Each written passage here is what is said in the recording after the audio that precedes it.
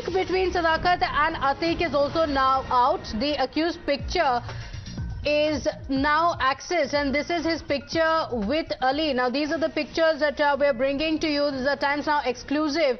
So as the police officials piece together all the details of the case, Sadakat is seen here with Atiq.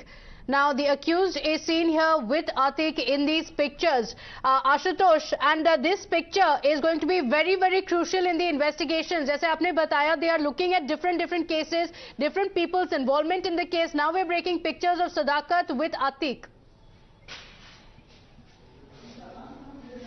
बिल्कुल, देखिए, सदाकत खान को इसीलिए गिरफ्तार किया गया कि क्योंकि उसका इन्वॉल्वमेंट कहीं ना कहीं उमेश पाल हत्याकांड से जुड़ा हुआ था। एसटीएफ ने घटना के तुरंत बाद इस मुस्लिम हॉस्टल में छापेमारी की और सबसे पहले सदाकत खान को ही गिरफ्तार किया। लेकिन सदाकत खान वो शख्स है जिसने इस पूरी घटना को एक तरीके से अंजाम दिया, यानी इसी हॉस्टल के इस कमरे में, जो कि 36 नंबर कमरा बताया जा रहा है, इसी कमरे में बैठकर सदाकत खान और उसके साथियों ने पूरी जो एक साजिश है वो रची। और उसी के बाद से अब जो उसकी तस्वीरें हैं वो देखिए एक एक कर धीरे धीरे सामने आती जा रही हैं। सबसे पहले सदाकत खान की जो तस्वीर है वो समाजवादी पार्टी के सुप्रीमो अखिलेश यादव के साथ आती है, और अब जो उसकी तस्वीर है वो जो अतीक अहमद का बेटा है अली, उसके साथ भी नजर आ रही है।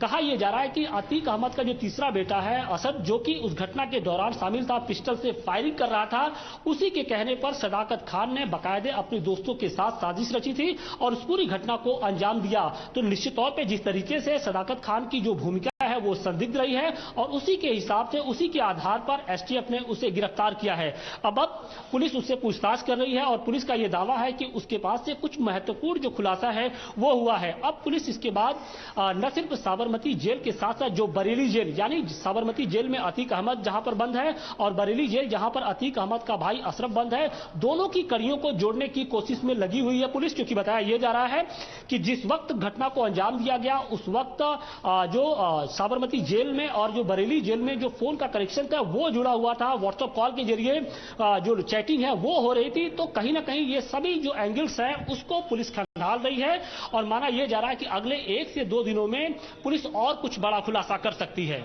Okay, all right. Now, after this reaction also coming in from the Samajwadi Party, stay on with us, Ashutosh.